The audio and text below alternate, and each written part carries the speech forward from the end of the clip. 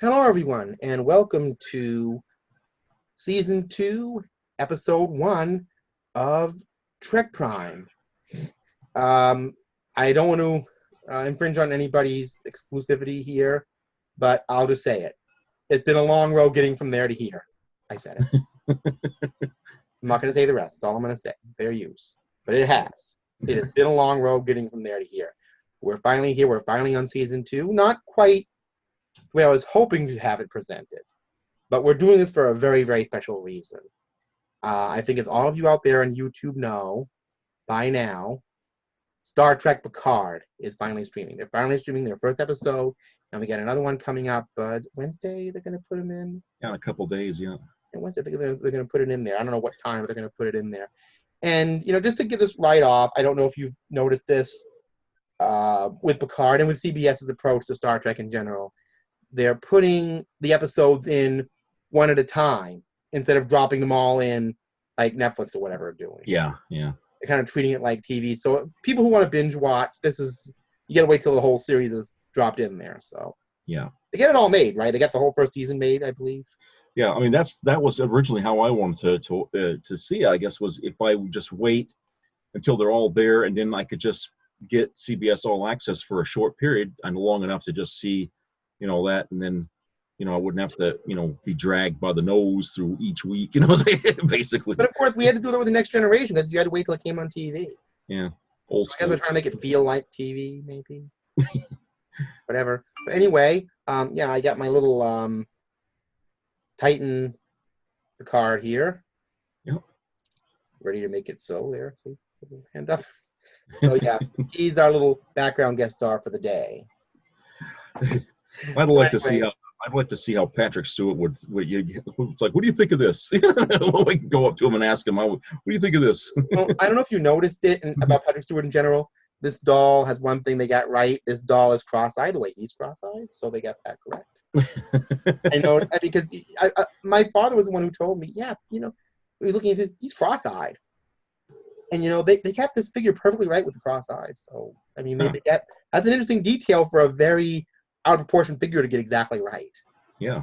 Because apparently now a lot of people realize, Patrick Stewart is very cross-eyed. So they put that in there. But so anyway, this was actually going to be a very different video. We were going to be doing a video about Jean-Luc Picard as a character. But we will. Not tonight.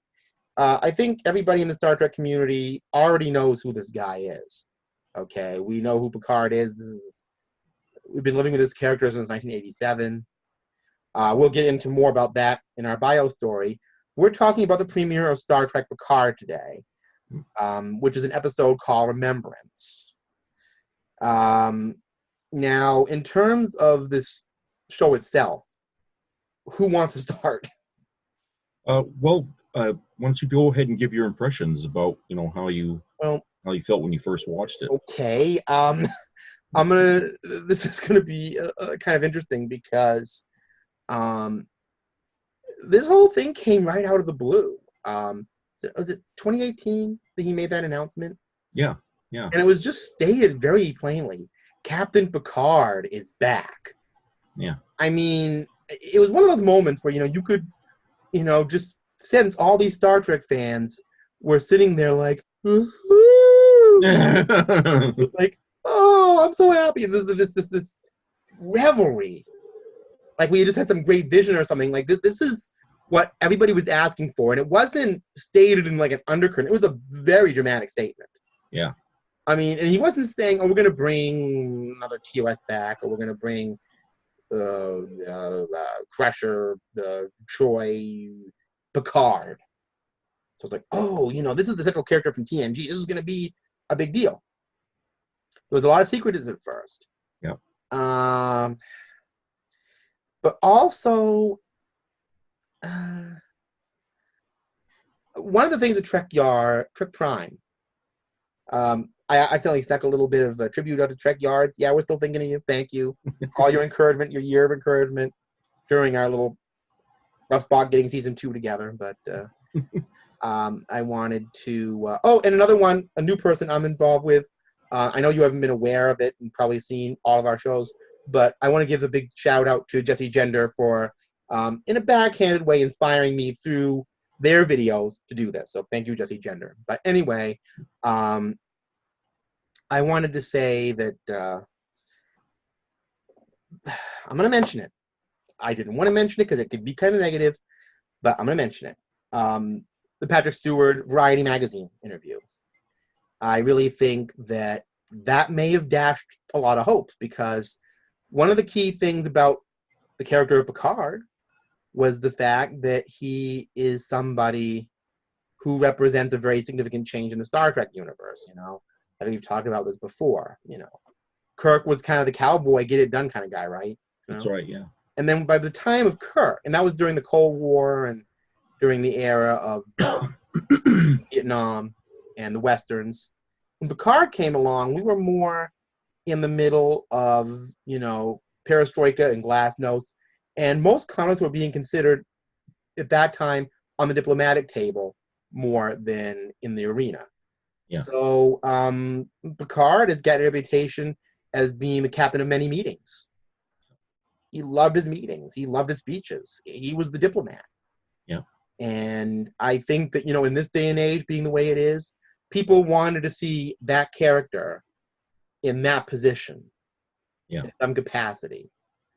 And Patrick Stewart basically described a situation where Starfleet was not in a good place, where Picard had changed, and he made the situation sound very negative. And at first, I really didn't want to see it because I thought, I wanted the old Picard back.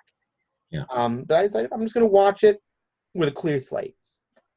And what I found in that aspect, after just having read that Variety magazine article,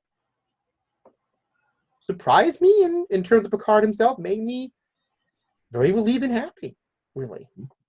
But there's other stuff in between. And as with the other stuff in between, I'm going to roll over to you, Jeff. Okay.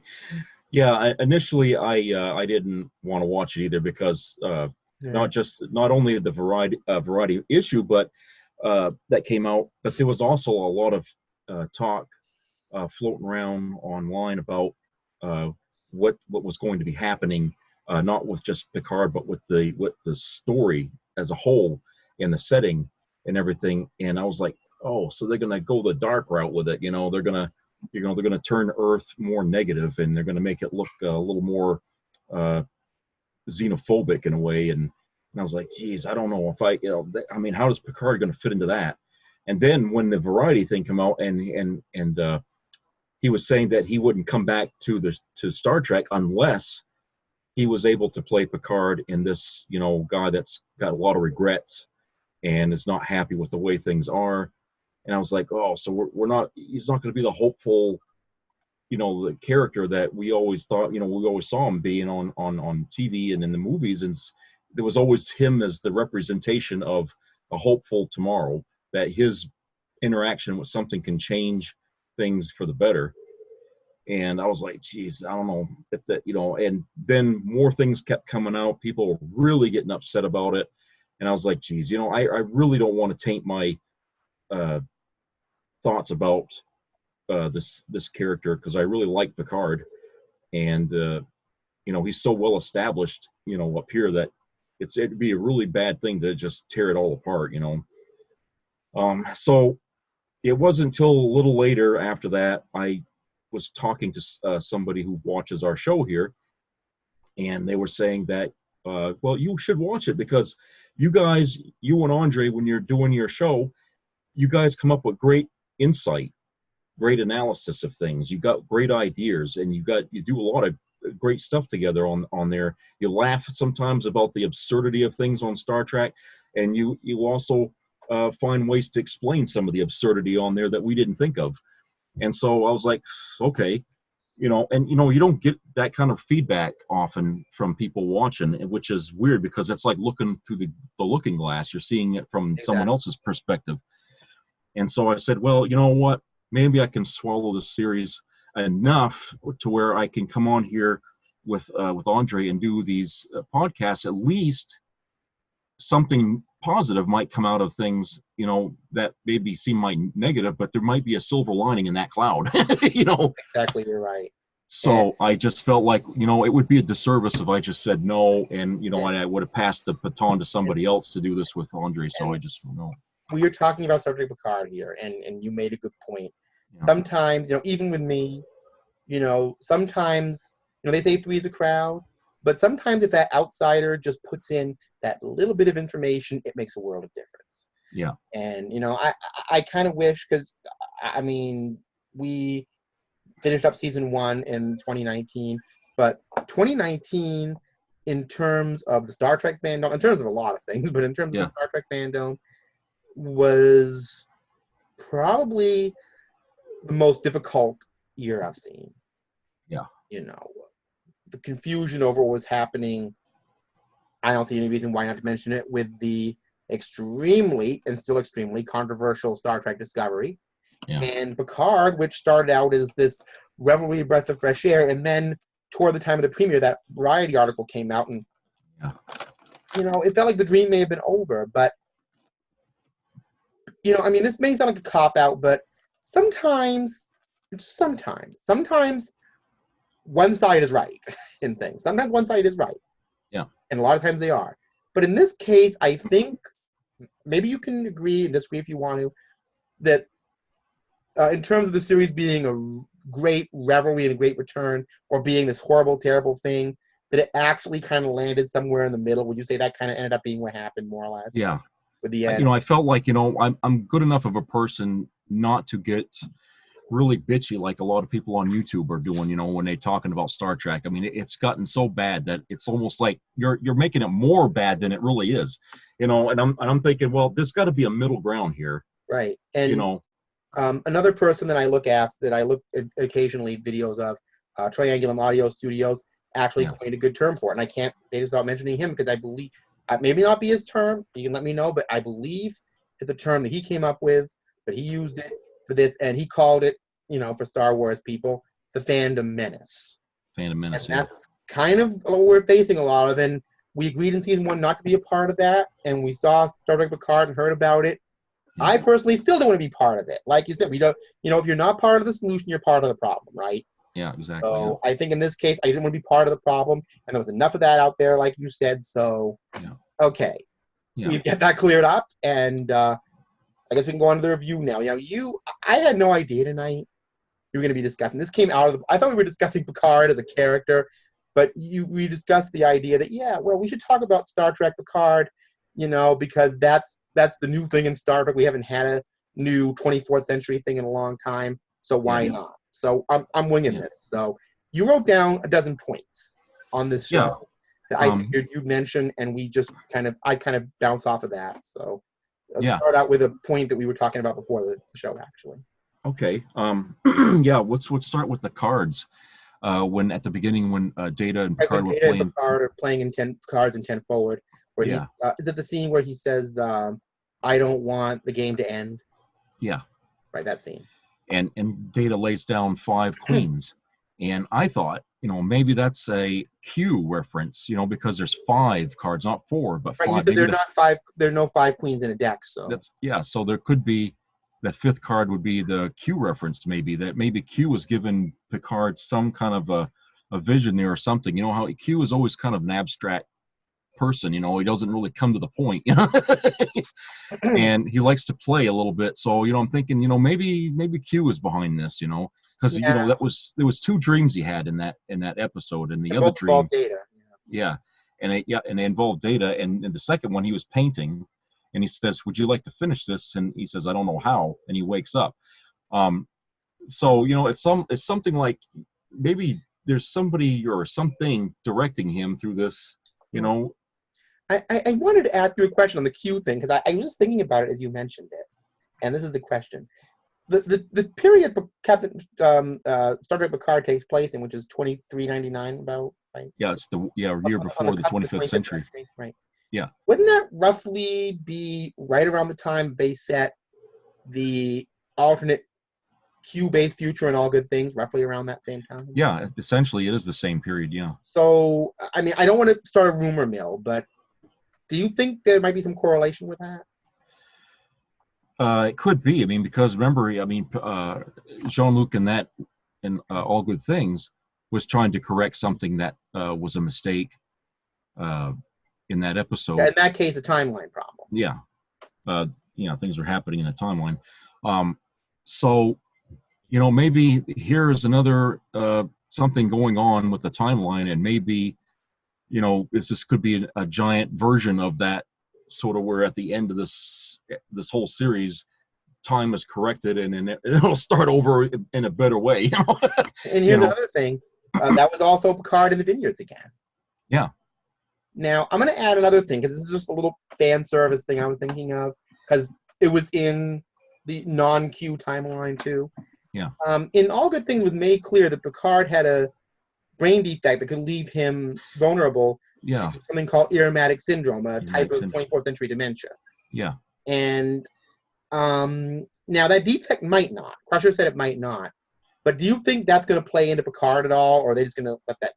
I think because he knew about it when he came back to the, where he, after the episode was over. Now that he knew about it, he probably told Dr. Crusher about it, and she probably helped him, to beat that before it became a bigger problem. They said they changed some things. Yeah. But yet, obviously, at the same time, Picard was still at the Vineyards. He's still gone back there. Of course, we all know in that Q timeline, the Klingons took over the Romulan Empire. And I don't know if they really didn't in this timeline. They haven't really. Well, no, I think what happened is, instead of having the destruction of Romulus, they just had the Klingons somehow taken over the Empire, or at least some of it anyway. But this time, it's like, no, it's the Romulans came down on the, from their own nova, the supernova. But it didn't really die, because, there's so much of the Romulan Empire, and they're part of the space that, they got colonies, they got space stations, they got ships out there. So they may have lost their home world, but it's not like a devastating blow. They can always recover from that, because there's so many of their people scattered all over the Romulan Empire, that their empire really isn't dead. It's just been staggered a little bit. And, I think this Borg cube thing might be an attempt of maybe trying to get back, back on their footing, as it were, to, become a power again in the galaxy. Well, right. So I think we got a little all over the place there, but we got some good fan attention. So evidently people like that kind of improvised vibe that we have. So yeah, why not? I guess I just think I like to present things in a very organized kind of way, because as a person who talks a lot, people are often telling me, organize your ideas into brief answers to questions, which basically it makes me feel like I think like data. Okay. Yeah. Well, this is brainstorming, really. Most of the time, it's brainstorming. Right. But like I said, and of course, it's obvious we're both wearing yellow, and I'm wearing yellow like data. Yeah. Anyway, so but wait. Second question you had 12 questions. Well, there was one thing I wasn't quite sure of. Why does Mars have an atmosphere you can burn? I didn't know it did. Yeah. Okay. There's a line in Star Trek Voyager, I think it's from an episode called The 37, where Harry Kim mentioned they terraform Mars. Yeah. Now, terraforming in our terms would just be its own thing, but I would think terraforming would require some sort of rudimentary atmosphere. Yeah. So, I don't know. The landscape of Mars in the 24th century may have no bearing on what it's like now. Now, remember they had that short where there was those two girls going to school? Yes. Was that on Mars? The Children of Mars? Yeah. Have you seen that yet? Well, yeah, I've seen it, but was that supposed to take place on Mars? Because no, because those two girls were off Mars. Oh, they were from Mars, but they weren't on Mars. Right, they were, and their parents were on Mars, and they died in that, and that was the whole point of that. Because I thought that maybe they had colonized Mars so much they had like cities on there and everything, and maybe they were. Yeah, I was going to wonder if you want to mention Children of Mars, because that's the only Picard short trek there's been. Yeah. The rest of them involved in Star Trek Discovery. Yeah. I just wasn't quite sure where the setting was in that short. It was on some public school on Earth. Yeah. I think about maybe 10, 15 years before the Picard series. Yes. Yeah. So, because it was about the Martian disaster, and Picard was still on another ship. What did you say it was? The Verity. Verity, yeah. See, I haven't read any of the Countdown comics or any of that stuff, so yeah. I don't. I mean, maybe I I'm should. I'm sure that name's going to come up in They'll the probably next reference it, because Yeah. they can't just like say you got to go out and buy these comics to understand it. They got to reference it somehow. Yeah.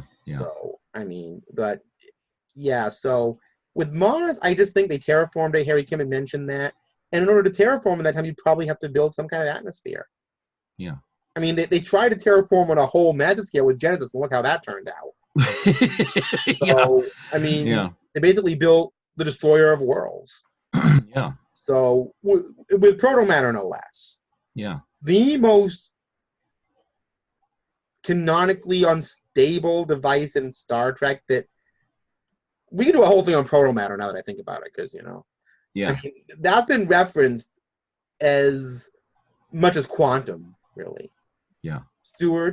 High Stewart over on Trek Yards was talking about how quantum solves everything in Star Trek, and I think that's the same with it's the same thing with what am I not focusing? We're just talking about something else. Whoa, my memory is just going on me. We were just talking about quantum. Mars. Yeah, Mars, okay. right? Yeah. We were terraforming. Terraforming, yeah.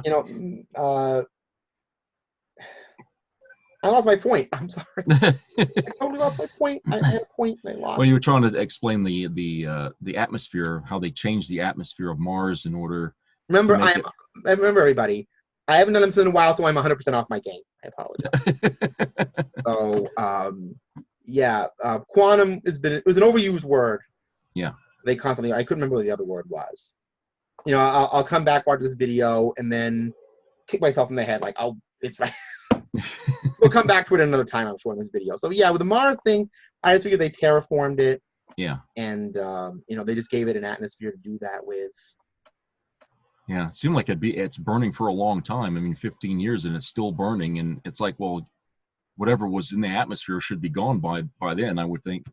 I know what it was. Proto-matter. Oh, proto-matter, yeah. They use the word proto-matter and quantum so much in Star Trek. Yeah. In Voyager, they use proto-matter for like 3 or 4 interchangeable reasons. Yeah. Where Savick described it as something really unstable, no ethical scientist would ever use, but in Voyager, they're looking for it all the time. So I guess that over the course of that century, proto-matter became a really nice, fuzzy thing. They learned how to use it where safely. In the 23rd century, it's like, proto-matter, keep away. Yeah. But anyway, so yeah, they terraformed Mars, and I imagine they have an atmosphere. And, I don't know. I mean, they really haven't gone into detail about the Federation's terraforming projects. Yeah. So I never really thought much of the atmosphere burning that long or not. I mean, I think the whole idea is they're trying to do this allegory about 9/11 because when 9/11 happened, there was a lot of particles flying around New York for a long time, and people got sick, including some very well-known people got sick from disease. Donna Summer, she died of lung cancer related to 9/11 from being in that area at the time.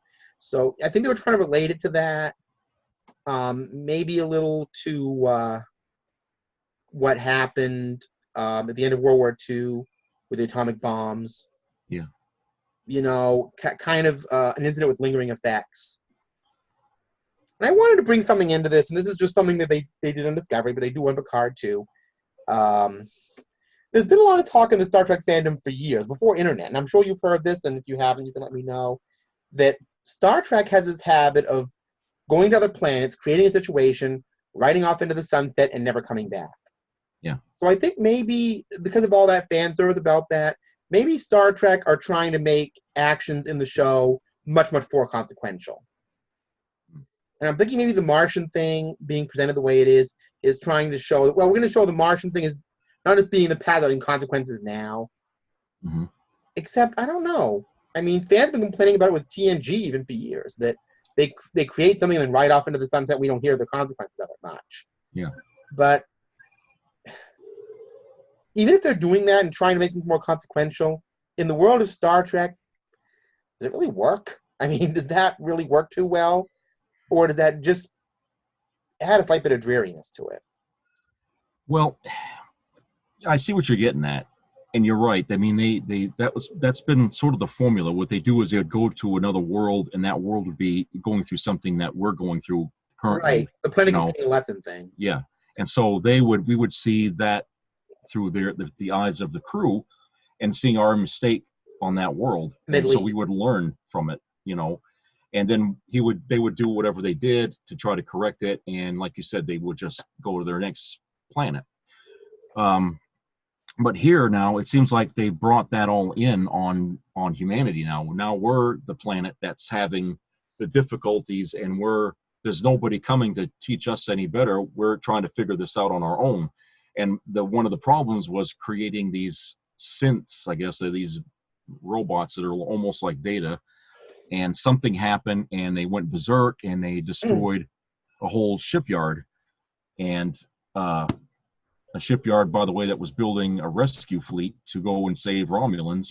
And when the shipyard was destroyed, Starfleet said, "The hell with it. We're not going to bother trying to build any more ships and, screw them." Dovetail into another question we talked about before the show. Yeah. The Romulans. Yeah. And so, yeah, it's sort of, we're seeing like, this is the way we would react today to something like that. Our mentality today is being included in the future now, which was one of the reasons that I had such a difficulty accepting this series, is because Gene Roddenberry's vision of the future is that humanity overcame all those pettiness things. I just, and here's something that has also been included in Star Trek, before we get onto the Romulan issue, because I know that it's going to come up. You mentioned this to me many times. I think we mentioned it in the podcast, about how you go back to season 1 of TNG. Right off the bat, they set up this trope. Now, it wasn't in TOS, generally. It wasn't in the movies. Well, it wasn't in the movies, but anyway, this is before the movie that it was in. So, but in the Next Generation, from the first season toward the end of the first season, we got this idea that I'm sure there are good ones. I'm sure there's some really good ones. But a lot of the Starfleet Admiralty had a big problem with corruption. Yeah, it's like the Admiral of the Week. They're getting busted. Right, exactly. Either being and in the TOS, it was the Captain of the Week. There was all these captains. With TOS, it was like any other captain than Kirk were bad. Yeah. They were violating the law, or captains were all bad. But in the Admiralty, were bad in TOS. Now, in TNG, well, the captains, you can kind of say, well, the Admiral can slap them on the wrist and do something better than their captains they haven't learned yet. But if you're Admiralty, you're people who have direct links to Starfleet, who are at Starfleet, who are near the president. If they have a sign of corruption, there's ongoing consequences to that. Yeah. And I'm wondering if over the years, and that corruption was seen up as far as insurrection. Yeah. So I'm wondering if the consequences of that are what we're seeing in Picard. The Starfleet Admiralty being so hopelessly corrupt that it threatened the fabric of the Federation. Well, the funny thing is by this time in Star Trek Picard, the admirals that are there now were captains when we was watching The Next Generation. So it seems like they learned nothing through the Dominion War and through all the other periods of humanity, where our faith in ourselves was tested and we rose above it. But apparently none of these other people in Starfleet went through that, I guess. And like I said, one of the things that didn't bother me too much is that I went into it thinking we were going to darken it up way more than it was, because, with the Dominion War, not something I'm really that fond of happening in Star Trek. I feel it went on a bit long, just my personal opinion. Yeah. The darker tone of First Contact, the Borg thing in general. For that, I prefer Best of Both Worlds, Q Who, any of the Next Generation episodes on that one. Yeah. Honestly. And Nemesis especially. But we've already talked about Nemesis here, and, in detail. I remember the Jeep. Yeah, the Jeep. The Argo. Don't see any Jeeps on Star Trek Picard here. Everybody's using those hovercrafts and flying things now. So, we have 9 episodes to go. The Jeep can make a return. Yeah. Jeep can come back. Star Trek Picard, the Jeep generation. Shock and horror. Okay, so anyway, all kidding aside, the fact of the matter is that I don't think in the Star Trek community you could have. And another thing I keep forgetting about the Dominion War, the Dominion annexed Beta Z. Beta Z, not a militaristic planet from what I know of at all. an intellectual, peaceful community. Yeah. So if the Dominion annexed Beta Z, we don't really know the extent of the Dominion War's damage to the Federation. Yeah. I mean, the Cardassian War, they were still feeling it during Next Generation a little bit. That's right. So I don't think, I mean, it would have been nice for us to see them just gonna go back to the TNG exploration, everything is all happy thing, but I don't know, between the Borg, between the Dominion, which I know those are all things writers created. Yeah. Frankly, because of the way I like my Star Trek, just personally in a selfish way, I wish they hadn't have done any of that. I really wish, because if they hadn't, Picard would have been this kind of series. Yeah. But they did it. That's a whole other discussion, but they did it. We have the Dominion War, and I hate to sound like, oh, I warned you. I don't be hectoring here. And then the Section 31 thing and all that. We met in 96, and I don't know if you remember this, but I'll tell you. I was warning you and everybody's mother's cousin's former roommate at that time when I was 16 years old. And yeah, I'm hectoring a little bit here. That if they keep going the way they do with this DS9 Dark Outlook, we're not going to have a Star Trek we recognize at all in 20 years. Yeah. There's a movie, I don't know if you remember it, not Star Trek related, about this, I think it's a movie with Morgan Freeman. He's this principal who comes into this school. Oh, yeah, Lean on Me, yeah. Yeah, you're going to be overrun with crime, and 20 years later, he's exactly right. Yeah. I feel like that dude in Lean on Me. You just wait. I'm going to come back, and you just wait how it's going to be. And I feel, oh, I don't want to be right. I don't want to be right, but here we are. You created this Dominion War to give Star Trek more conflict. Now you can't do the show without dealing with it. Yeah. So now we got to deal with it. And I thought, okay, are they going to deal with it in a messed up way? I mean, I expected to turn up a car and see everybody with these big phasers all shooting each other. I expected to see Bedlam. Yeah, I mean, when they show 7 and 9 with the 2 weapons in each hand. Yeah, I was like, what is this, like Matrix? Yeah. Bullet time? Like, shoot everybody! The Matrix. Yeah. I felt like that guy in TOS, like, this is all going to be, die. I think that's what people were thinking when they showed Dodge jumping like 50 yards, into the steer. Remember that? Like bullet time. Well, they had like Dodge doing that 60-foot jump, whatever. like this is epic action movie, Yeah, that looked like Matrix. But like I said, if you look at the Star Trek, and you know what Next Generation is, a lot of those Next Generation advertisements are always like phasers, only, like in the Next Generation, there's not a lot of that really. No, really not. And then it's weird on some of the Deep Space Nine, they're talking all the time, and on that show they're doing more action, so the advertisements really aren't that effective what the shows are.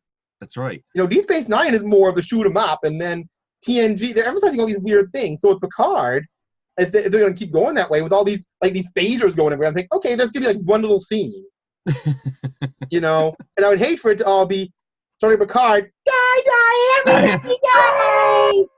like that guy in The Wolf and the Fold, They'll kill you all! I just think it's going to be like some crazy... Star Trek First Blood. That's what I call First Contact.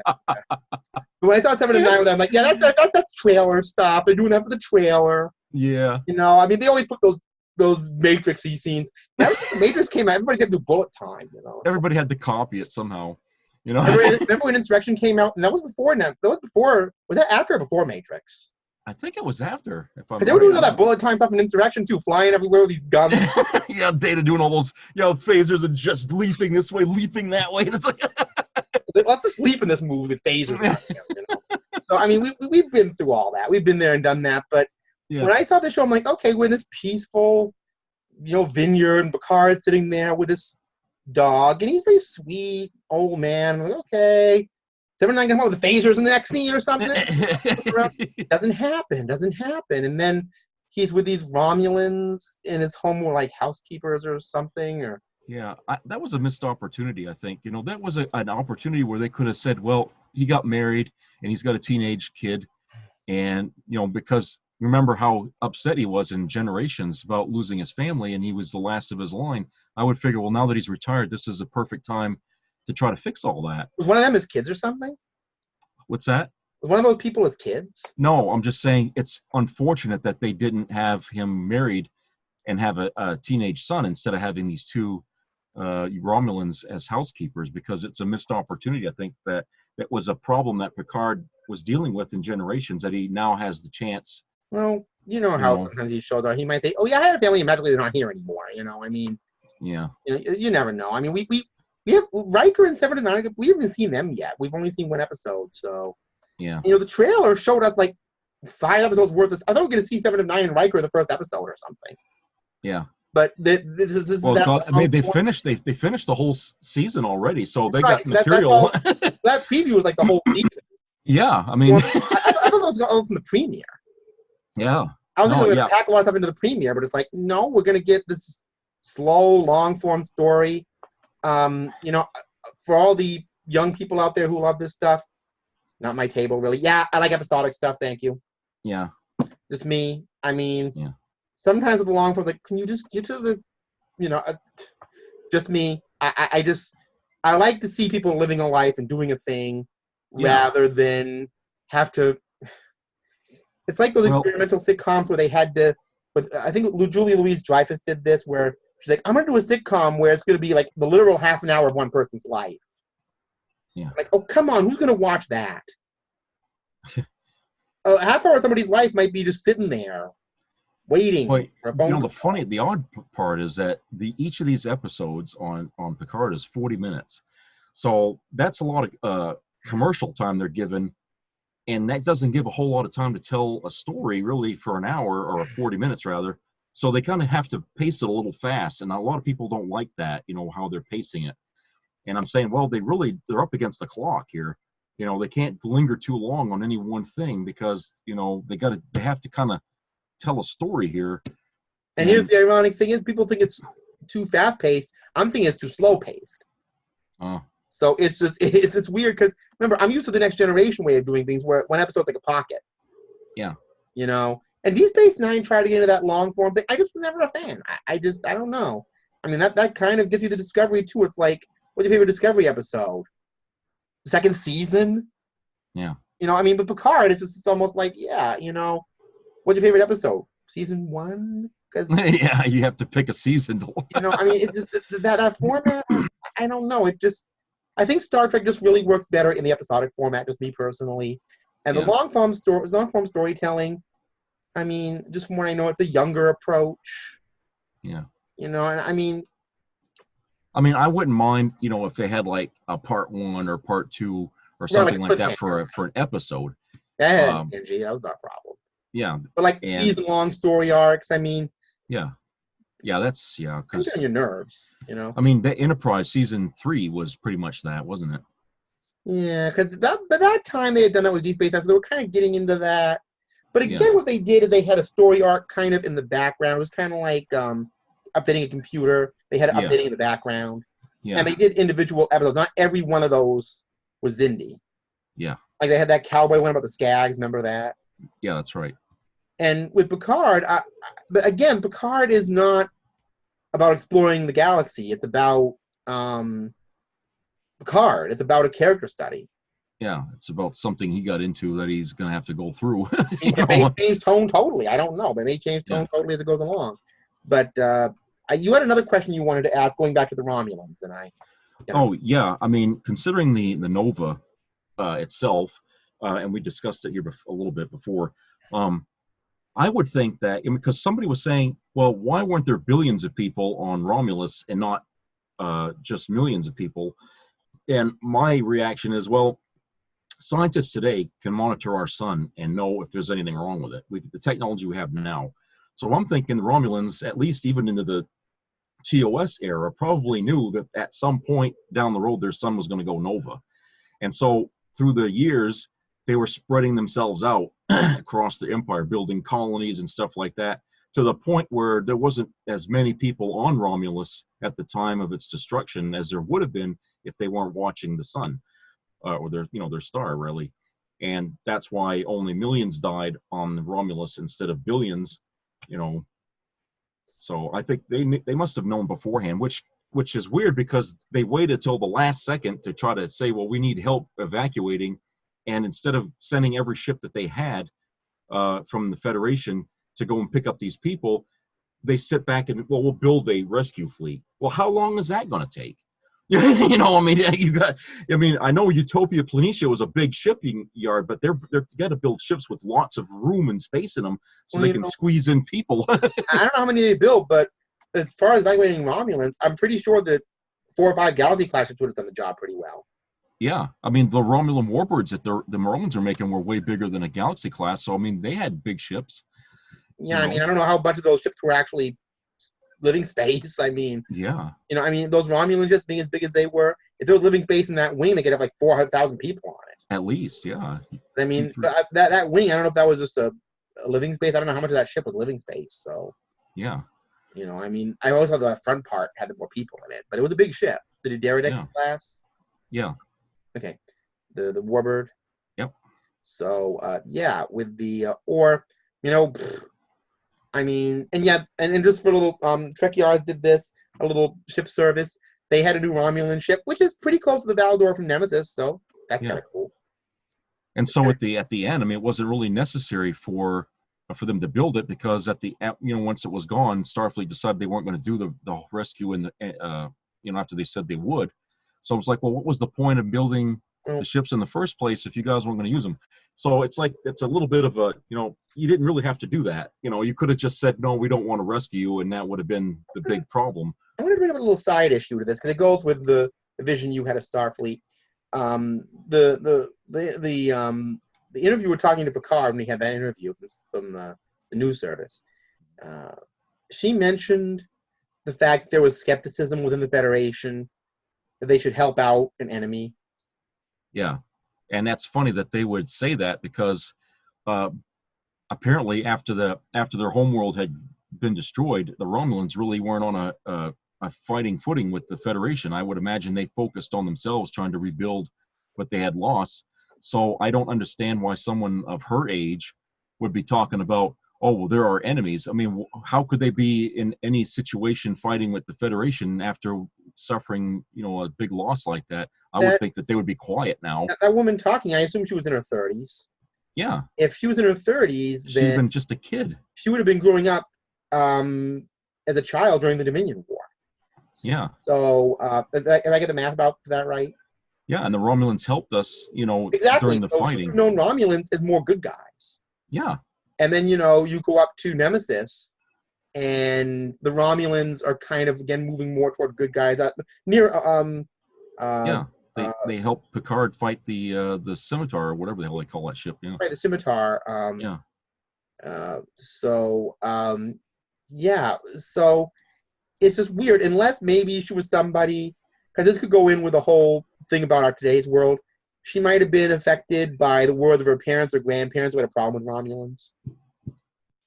Yeah, that's like the Tomlinson phase. Remember in TOS here? Right, the Styles thing? Yeah, Styles. Because he had a great-grandfather who served in the Romulan War, and they passed that. I mean, we have that in our society, but it's usually found in, like, the South, I guess, where people still talking about the Civil War, and they carry on that grudge for generations, and they just don't put it to rest, and it's like, I don't really understand that kind of thinking, that you can hate somebody. It goes back to the biblical principle of sins of the father.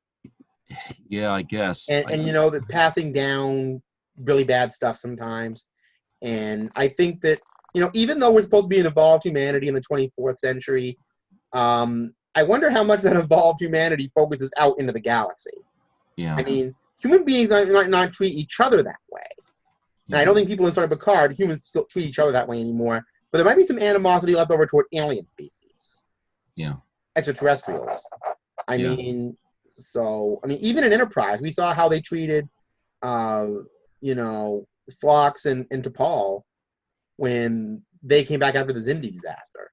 Yeah. Humanity was only a couple generations away from its own self-hatred, but they were still carrying grudges. So humanity may still have this tendency to have this distrust of the unlike. Yeah. And I think that dealing with the distrust from the Dominion, shapeshifters, yeah, literally not knowing who your friends are because they could be changelings, and then, having that. But I wanted to mention something else, but this is another subject I want to make sure you cover while we're talking about this. Okay, what is it? Well, maybe one of the ones you covered. There was another one. Remember the Romulan that spit acid? Yeah, you know what? Everybody talked about that scene, and that was the part where I blinked because I don't remember it well. Yeah. I was wondering, what do you think was that? Was that like some kind of a? Well, I mean, because the scene is something. See, I haven't watched it 4 or 5 times diligently. I might have missed the scene. I've been talking to somebody or whatever. But my mother, who I watched it with, I've been talking to her. But the thing is, or she might have asked me a question or whatever. But the thing about that is that, when I saw the scene later, it looked like it was like one of those James Bond type things where he had like a little pill or something. Yeah, well, because it did kill him in the end too, because the acid got on him, so it was more like a suicide kind of thing, I think it was And with their transporters being so accurate, why didn't they just beam her up instead of beaming them down? I mean, it's like okay, her. I guess we got to talk about Dodge, don't we? Yeah, there was some oddities there with that I didn't understand. Right, the spitting. Because I got to go back and look at that again, because remember, I only lived with this episode seeing it once. Yeah. But like I said, the spitting acid thing, I wasn't really looking at that. I was looking at Picard and how he acted. So this little thing of the Romulan spitting acid, I don't know. Yeah. It was a one-shot deal. But, by the way, before I mention it, is Dodge one of your things on your list? Because I wanted to go into Dodge a little bit. Well, yeah, let's do that. Let's go into her. Is that on your list, or is that just mine? Yep. Go ahead. So let's do Dodge. Okay. Because you mentioned Dodge. Now, Dodge was somebody we saw in the preview.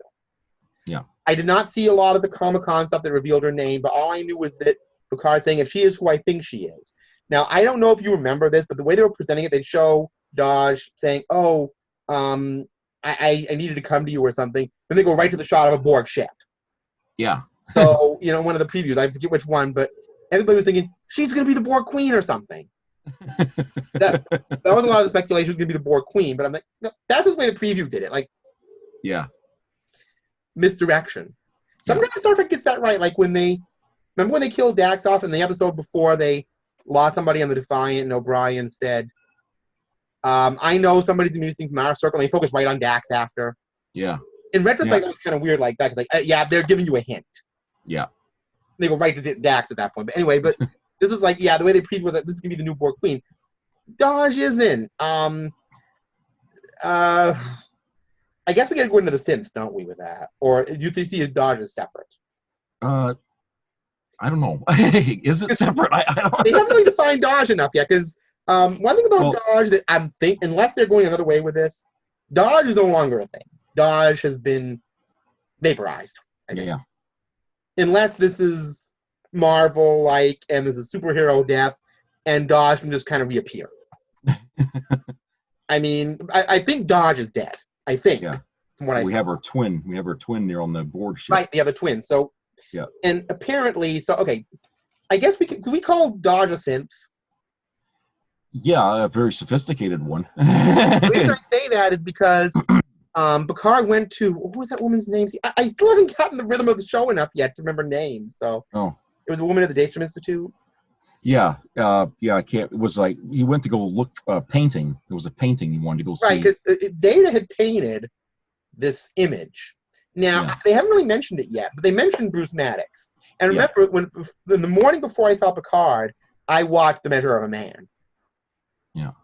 I thought it might be relevant. When I watched the first episode, it is like all about Measure of a Man. It's literally all about, we're going to build these androids, and we're talking about slavery of a race. We have this big legal proceeding. Yeah. And here we are with this race of synths that Bruce Maddox produced, which led Starfleet to ban artificial life forms. Yeah. That one stung a little bit. I mean, but then again, is that far removed from what Starfleet did with the Dominion? Like, let's have martial law on the street. Yeah. We kind of saw it going that way. Then I thought of Star Trek 6, that Klingon Azadbor thing. The name human rights is fundamentally racist. Yeah. You're a Homo sapiens only club. So I think they're kind of going this way of like, when humanity's supremacy is challenged in the Federation by their own creation, they don't like it. But isn't that a little reverse iRobot? Yeah, it is kind of reverse.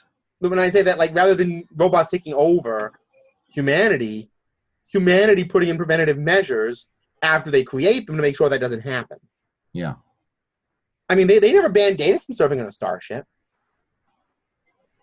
But when all of a sudden, when they were confronted with a race of I guess from what I'm seeing, very low budget datas. Yeah. I mean, isn't that basically what the synths are? They're like discount datas, basically.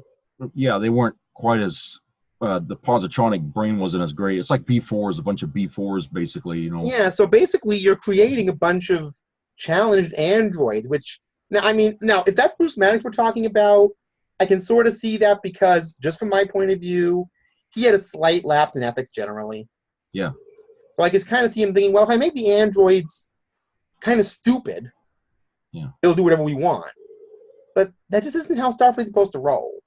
Yeah. So I guess that goes into future episodes. But yeah, so there are these synths that Starfleet created, hitherto undefined, which apparently were made in pairs. Yeah.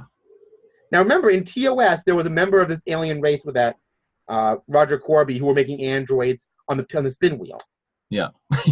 I mean, they were like they just put this glob of pink clay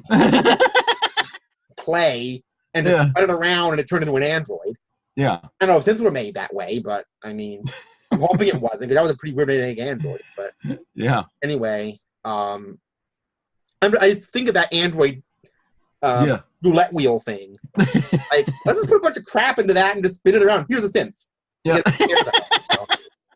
I mean, I'm hoping they don't make them. I'm hoping there's some, because with data, it looks like you just like Transformers, like they put the pieces in and whatever. Not like they just spun this crap around and it turned into an android. I had to mention that because that was the weirdest way to make androids I could think of, was just the spin wheel with the crap on it, But anyway, so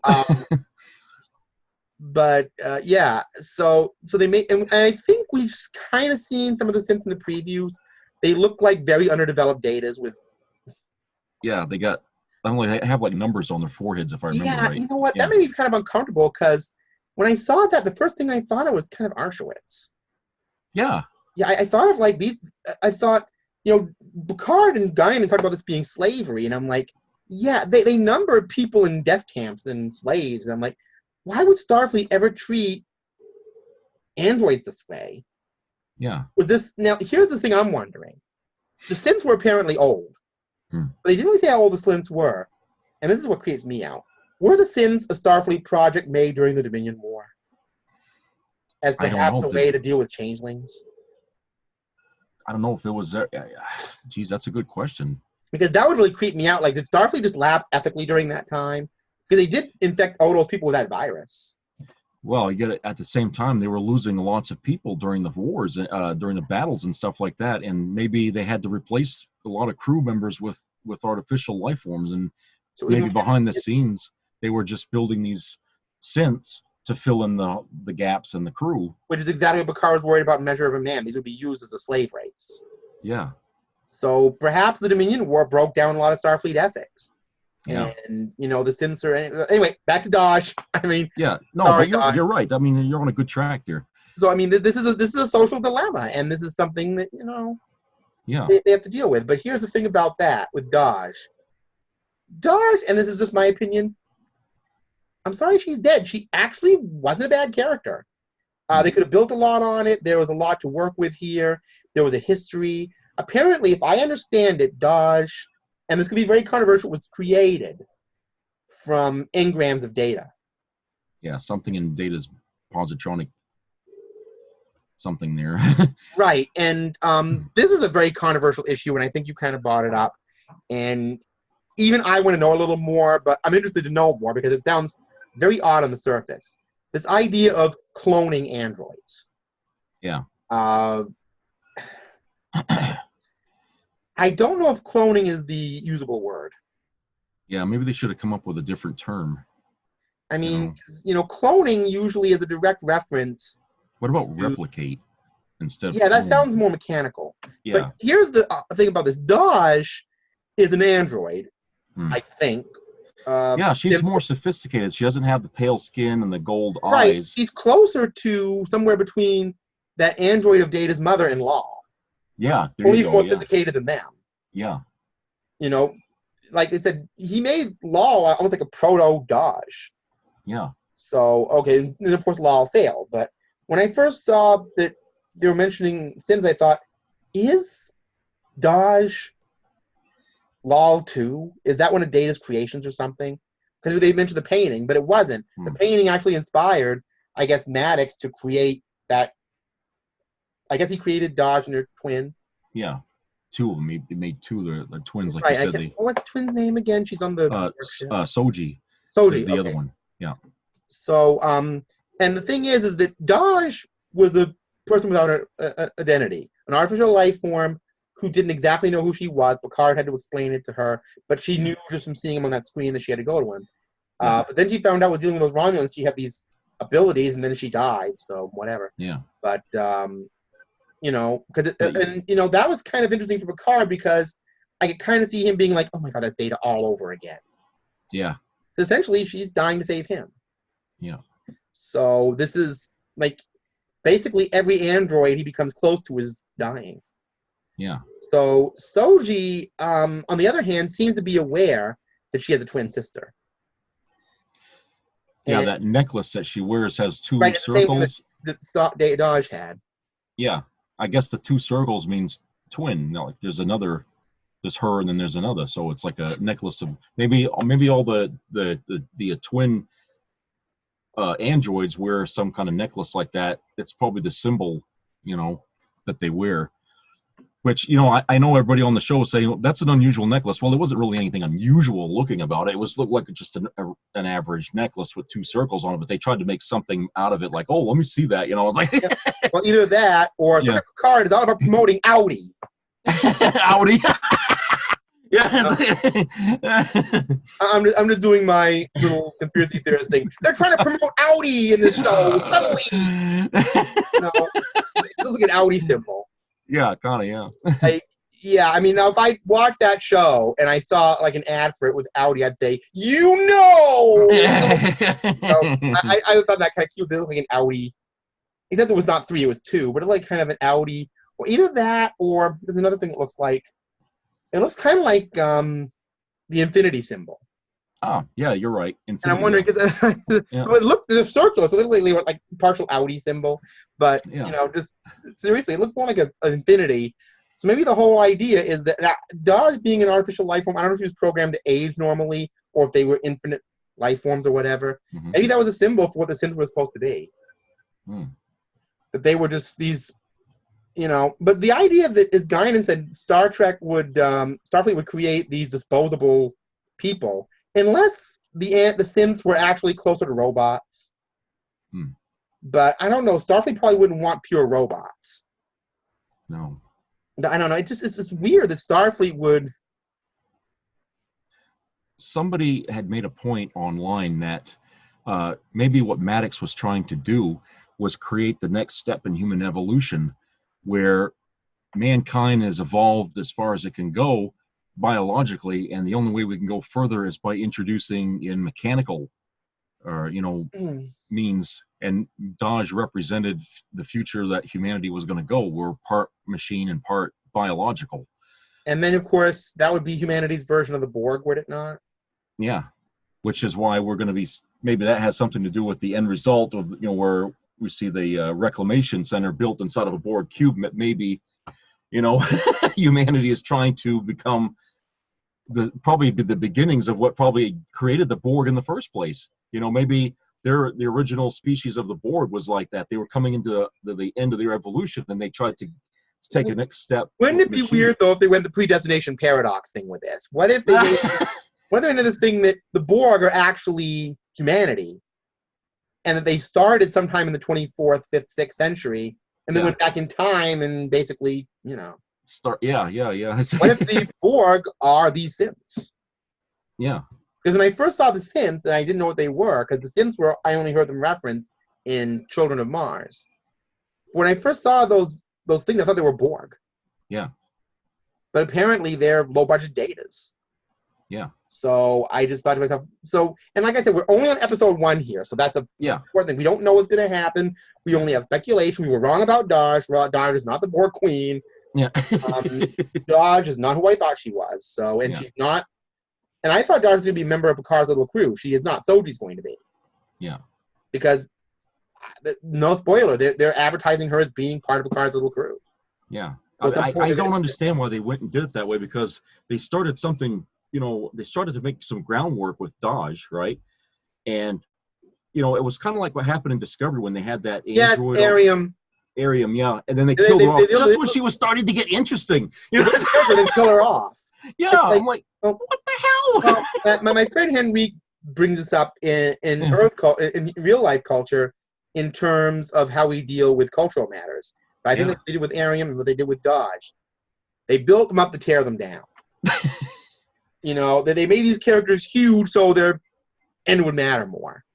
Yeah. And it's like, but you didn't give them a storyline. You know, like I said, not to get into it in Discovery, but Arium was a total wallpaper character until the episode she died in, when she actually got a character. Yeah. And Dodge, I mean, she didn't have a chance. She was the character in the first episode, and then she dies. Yeah. I think, fine, if you want to kill off Dodge, but wait a few episodes to get us to understand this character. Yeah.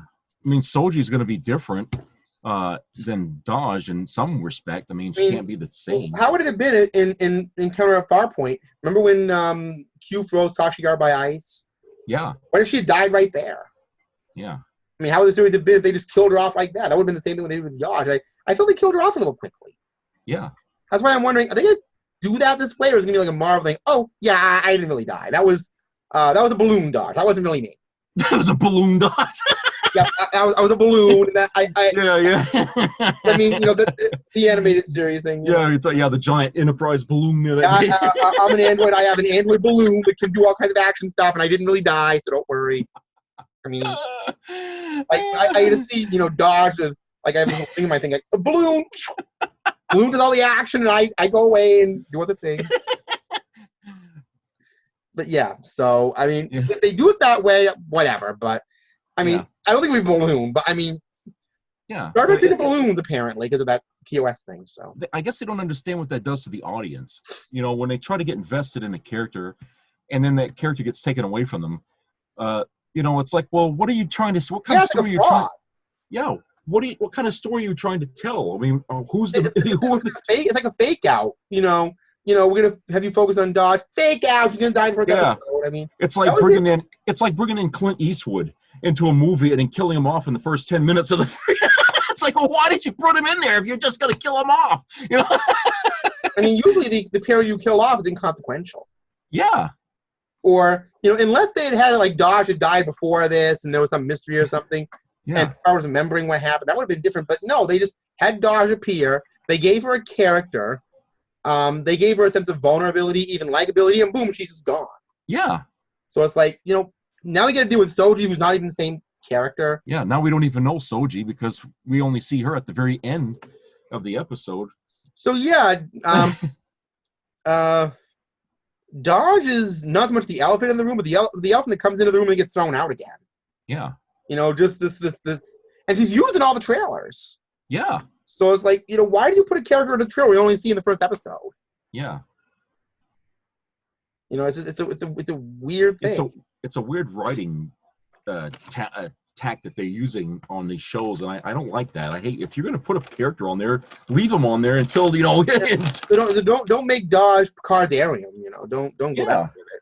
So anyway, let me ask you another thing. What was your next question you wanted to ask about this series? Because we've done Dodge, we've done the Romulan Supernova, we've done. Well, you know, we actually covered most of what I was going to talk about anyway here. You mentioned you were going to mention Crusher. Oh yeah, it was just, you know, wondering, you know, if we're going to even introduce Dr. Crusher in this as captain, or if she's even around, because I haven't heard anything about bringing her onto the show. Crusher's interesting. You mentioned Picard having children. Throughout Next Generation, Picard's relationship with Crusher consistently changed. Yeah, it did. I hate to go into this territory. In The Naked Now... Yeah, I mentioned that because that's almost like... Here we go. TND. I think you know where I'm going with this. Yeah. Crusher totally had the hots of Picard. Yeah. 100%. When she was intoxicated. After that, nothing. Then 6 years later, they have that episode attached, and they can meet each other, and she reads Picard having these things. Like, why do you think we're in love with me? Yeah. Remember 6 years ago when you totally threw yourself at him when you were intoxicated? Yeah, really? He didn't know? He knew you did. Yeah. Okay. 5 episodes later, he's telling her a lot of things can happen in 25 years. She kisses him quite passionately, says a lot of things can happen. There was a future where they were involved, they were divorced, so they set up a relationship happening in the future. Yeah. Then in Generations and First Contact, yeah, remember that relationship? That wasn't even a thing. Yeah. An Insurrection, yeah, it didn't happen. Yeah, they didn't touch on any of that. Yeah. Nemesis, not happening. Was there a thing? Was it going to be a thing? Yeah, I mean, they totally left that thing out of the movies. They didn't even pick up that thread. Was that happening? It's like Sulu. Apparently, if Generations is to say it, sometime around the motion picture, he had a daughter. Yeah. Maybe before that, I don't know. I mean, the Demora, he might have had her back in the 3rd season of TOS for all I know. Yeah. I mean, I don't know how long ago that was, but he had a daughter at some point. So here's the thing about that. Could the Crusher thing be an unincorporated thread? Because Gates McFadden's been appearing in a lot of the Picard events. Mm-hmm. I don't see Michael Dorn there. I don't see Will Wheaton there. I don't see LeVar Burton at all, but I see her. Is that indicating Crusher's going to become a thing? I don't know. Because she kind of got neglected in the movies. She didn't really do much with her. No. She was just the doctor. She could have been just any generic nurse. She didn't actually have a character in the movies. Yeah. I mean, there's a few lines in Insurrection for exposition, but she didn't really have much of a character. Yeah. But she was a huge part of TNG when they brought her back. Yeah. So it's weird. Crusher started out as wallpaper in the 1st season, ended up significant, and then back to wallpaper. Yeah. She can't win, huh? So, yeah, I would love to see Crusher. One idea I had for Picard that I don't think is going to happen, 7 of 9 is close. I would love to see Picard be kind of like linking Deep Space Nine, Voyager, and the Next Generation somehow, character-wise. But like I said, they're just kind of keeping it with the 7 of 9 thing. But, you know, I mean, they could bring in some other Voyager characters if they wanted to. You know, I mean, they said Guinan's going to show up. I wouldn't. I mean, even if they want to bring in Deep Space Nine into it, they can't have Odo, obviously. But I wouldn't mind if they even like a little fan service. I mean, they could have done that in the 1st season. The person who interviewed Picard, that could have been Jake. What if at the end of the series, Ben Sisko returns? Oh, yes. The emissary is returned. Yeah, and he fixes everything. He kind of falls out of the sky and says, the emissary doesn't see linear time. It's all fixed. Bye. Yeah, because time doesn't mean anything where he's at now. I mean, it's not linear. I can see it now. Oh, yeah, remember that android Data who died? Yeah, I went back in the past and got him back. You can take him now. Bye. Yeah. I just want Data back. Everything fine. You just saw in Star Trek Picard never happened. Yeah, make it Star Trek Saint Elsewhere. Yeah, Saint Elsewhere. Yeah, it's all on a globe. We talk about with Dallas. I mean, who's going to be Patrick Duffy in the shower here? Yeah, right. Data. Data come out of the shower. I'm sorry, Captain. That never happened. You know? I mean, Data come out of the shower. Or, yeah, he wakes up because there was this probe that made him live a whole lifetime. Remember, like in that episode? Where the Wonder Light, yeah. Yeah. They beat the Enterprise E and Data didn't die. And yeah, that'll be weird. Picard wakes up. With the CGI, they can make him look younger. Oh, please don't do that to us, please. Then we have to figure out what's going to happen. So, you know, the All a Dream thing, we've done that. We've known it. So, is there anything else you got to cover about Picard? Because we're talking about one episode here. Yeah. So, yeah, I mean, that's pretty much it right there. You know. Okay. There's, like I said, there's going to be a lot of threads that will be picked up in I haven't watched 5 episodes yet. 5 times. I haven't watched the episode 5 times yet. I spread it out over a little bit. I wouldn't sit down and watch one episode of TNG like 5 times in succession. Yeah. I know people do, but overall, like I said, Cohen me way more impressed than I wanted to be. I'll agree with you. I wanted to see him get on a starship and go out and engage and explore and have a meeting. And that's another thing about there was no meeting. Well, it looks like he's going to have a sort of a starship. Looks like the inside of a turtle shell. Oh, yeah, that little thing, yeah. Yeah, it's like they set up a command chair in a hallway. Again, just you know, it's not to have a ship big enough to have a conference table. Yeah, I mean, I need a meeting from him. I need a meeting. Yeah, it's like there's nothing inside. Meeting, you know? It's a hollow ship. It's got no walls. It's a hollow Yeah, it shell. looks like a warehouse or something. Like, warehouse. I mean, whoever's on that ship is going to say, "Yeah, we used to use this for a cargo ship. Now you can have it, Picard." And One of the most important captains, you get this old bucket, you know. What do they have? Indiana Jones as the captain. This guy is like, he looks like a pirate or something there, you know.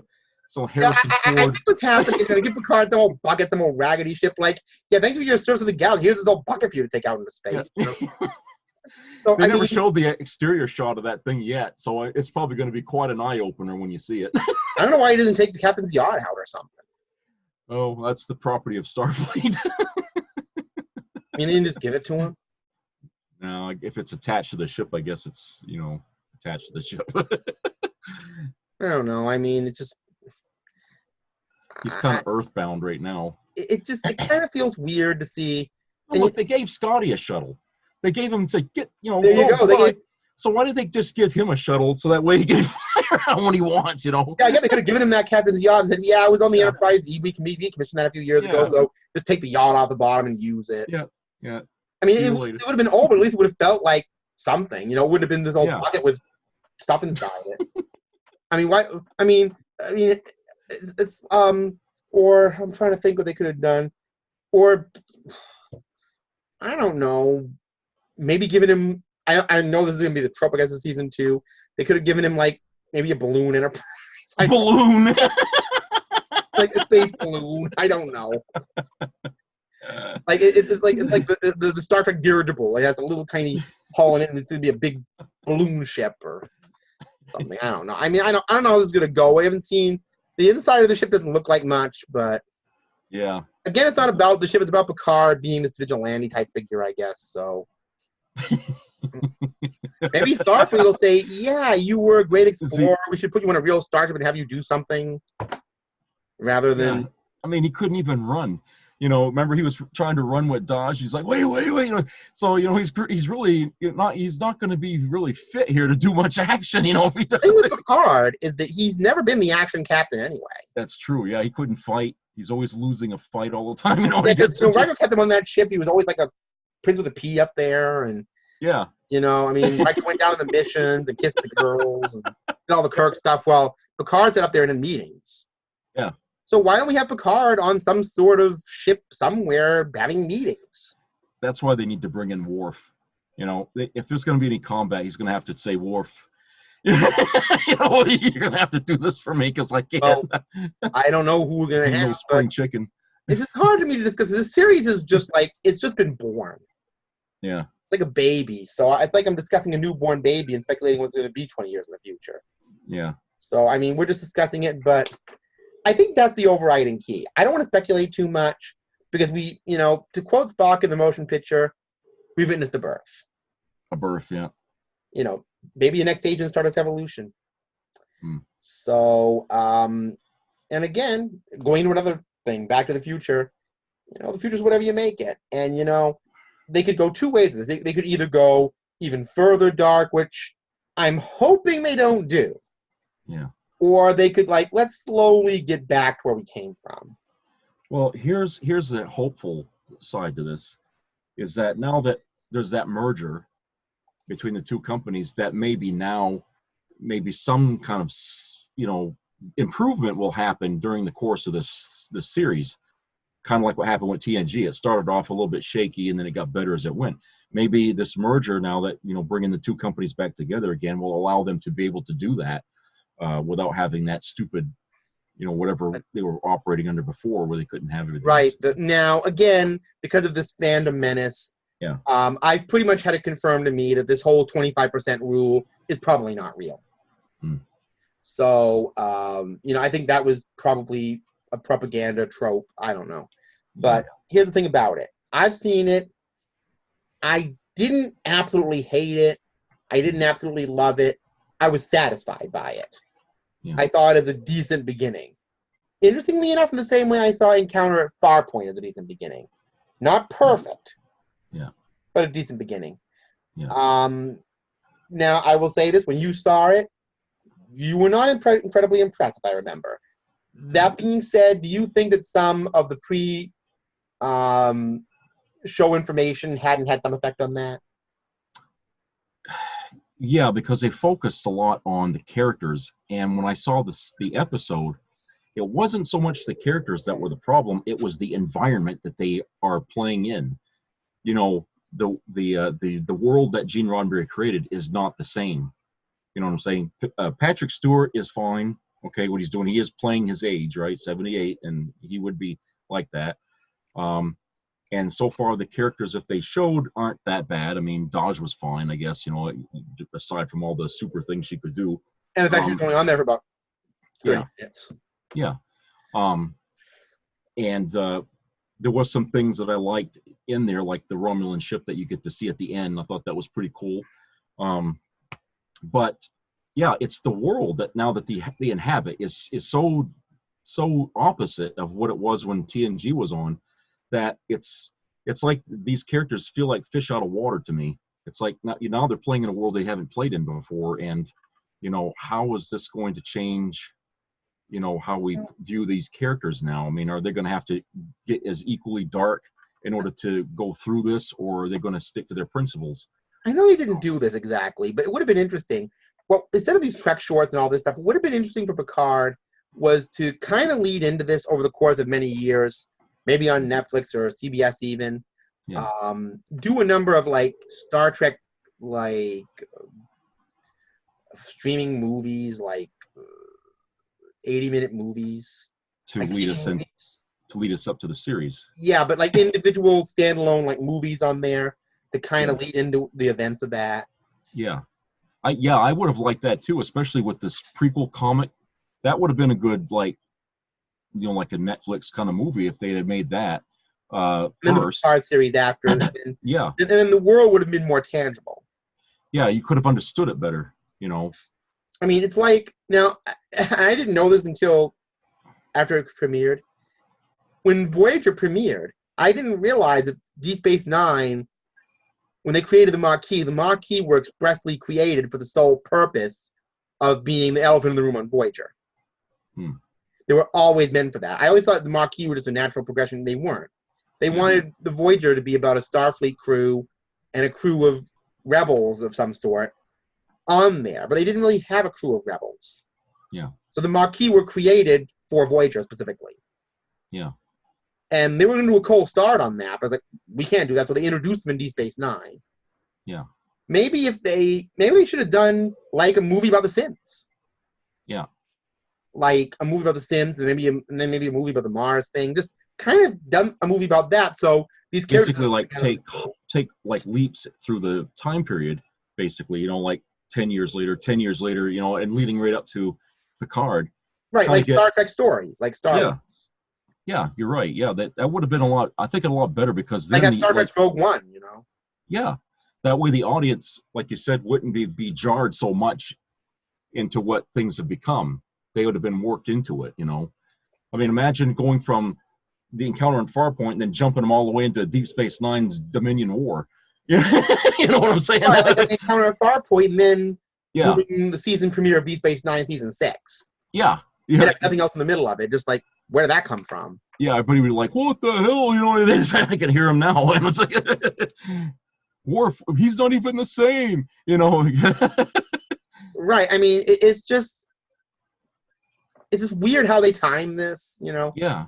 But like I said, I think maybe to me the fan service kind of helped me form an idea of what was going to happen. But yeah, you know, basically, again, I don't want to sound like I'm bashing another show, but I really had a much better time watching Remembrance than I did watching the Discovery premiere. Yeah. I mean, I don't want to go into it, but that one, you know, it was like, no, and guess what? No. It's like, it was just like everything was, no, don't even do this. That was, you know, eventually I get it, but the first one, and remember how that worked out. They premiered it on television. Yeah. The second part, you gotta go to our site to see it. I'm like, no. I wonder why they didn't do it this time with Picard, why they didn't have the first episode available to everybody. Well, we all know how that worked out the first time. Well, that was because they did it with the wrong series. I mean, so they probably did that. Yeah. You know, just to kind of like, we'll just have it over there, so whatever. But you know, I hate to say with Discovery, I really felt like whiny Darth Vader. No. I really did feel like whiny Vader. I really did. Yeah. You know, I mean, I know that's a meme, but seriously, but with Yeah. Picard, I didn't watch it like, no. I watched yeah, okay, I feel a little bit better about this. Yeah. And remember, I get CBS All Access just for this thing. Yeah. So I was like, it better be halfway good.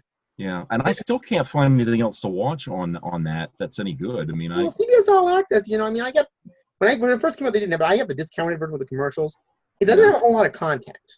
It doesn't. Not to the level Netflix or Hulu does, and certainly not Amazon Prime. Amazon Prime got practically everything over there. So yeah, but maybe CBS All Access. The idea is they're trying to focus on original stuff. I don't know, but I mean, they don't have a lot of content. And when you see all their stuff, it's always pushing Discovery and all their original shows. So yeah. And I imagine when you do that now, it's going to be Picard everywhere because that's. I know they have TNG up there. Everybody's got TNG. Hulu's got TNG. Yeah, Netflix. Yeah. I mean, that's syndicated, so maybe the fact that everybody can see it is also kind of good, maybe kind of bad too, because I'm sure Patrick Stewart and all the showrunners know that Picard is going to be held up to the standards of a series that nobody in 1987 thought would get past a season. Yeah. Remember? I mean, you were there. Yeah. People saying that if it doesn't have Bones, if it doesn't have Kirk, if it doesn't have Spock, it isn't Star Trek. I mean, even the original actors were saying that. It's not going to work. Of character basis. Yeah. And then all of a sudden, they have this TV guy. Who's better, Kirk or Picard? Yeah. And Picard eventually totally won that battle. At the end of the day, I mean, who has more memes? Yeah. Yeah, really. I mean, what do we got for memes? We have Facepalm Picard. What do we got for Kirk? Yeah. That's what we got for Kirk memes. Put a caption under that. What are you going to say? I mean, yeah. Don't make your life like third season Star Trek. Because it is third season Star Trek in a nutshell. Third season Shatner.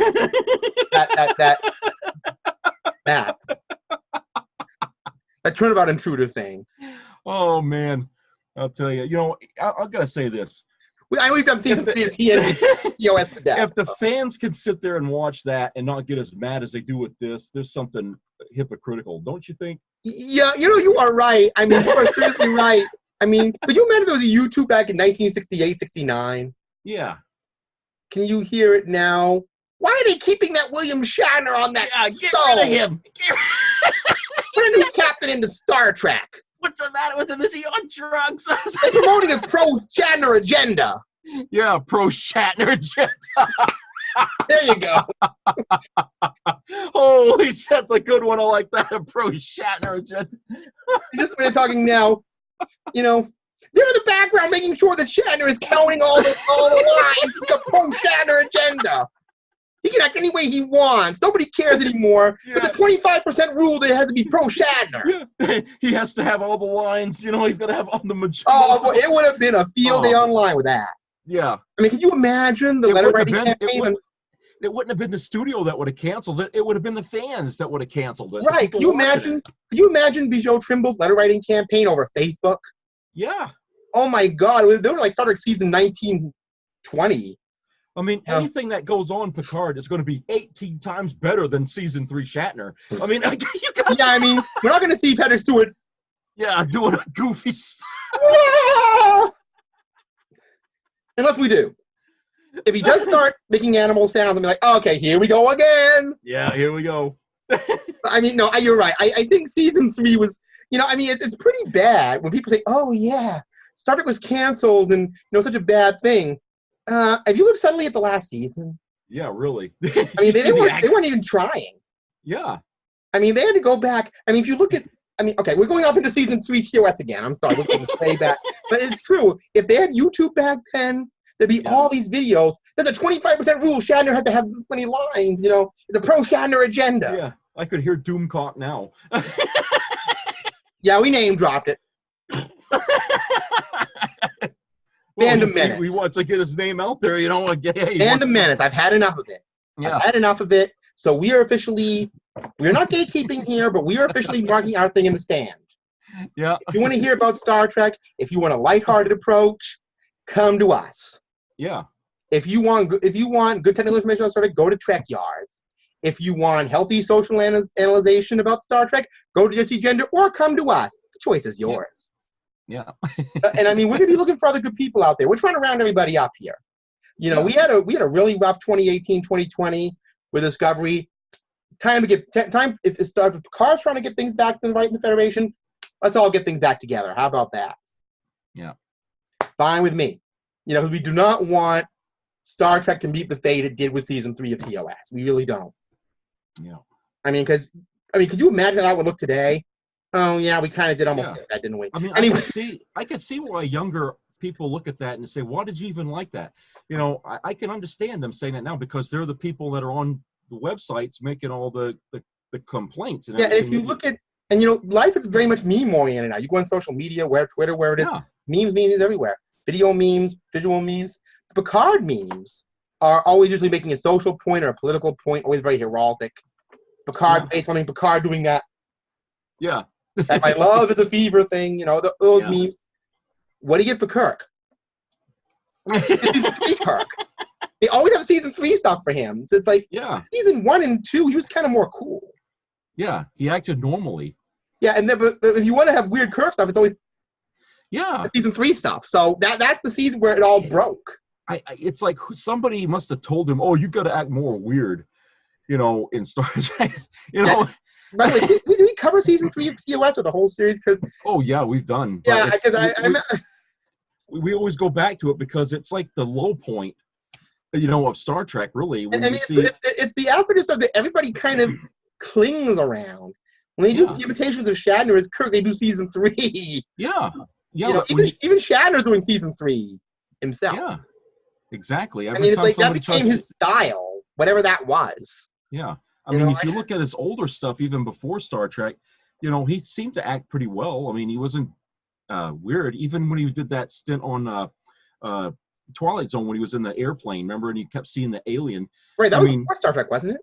Yeah, that was, He was totally not that way. He was pretty normal, I guess. Yeah. Here's the thing about that. People complain, oh, Picard doesn't have this, doesn't have that. At least we don't have Picard up there. It's at least we don't have that. I mean, if we had that, I'd be like, okay, it's granted. I mean, Stewart's just not. Or somebody tap dancing around Patrick Stewart's head. Yeah, I can see, like, okay, so we'll have Dodge tap dancing on his head. No thanks. Fine. Yeah, honestly, I mean, people can put up with that. They could have gone wacky with it. If Trek fans can put up with that, then they got no reason to bitch about Picard or anything like that. So yeah, so when you think about season 3 Shatner, Picard is a birthday party. Yeah, really. So anyway, that's our little, you know, scholarly view with some humor. I'm gonna just quote a favorite line of mine. I'll just call it our whole approach. When it comes to Star Trek, we'll smile and be serious. Yeah. So that's how we're going to do it. So this is our little smile and be serious review of Star Trek Picard-Remembrance. We got 9 more episodes to come this season, so we're going to sprinkle it in and out. But as Patrick Stewart said of Picard, Trek Prime is back. See you next time. Bye-bye.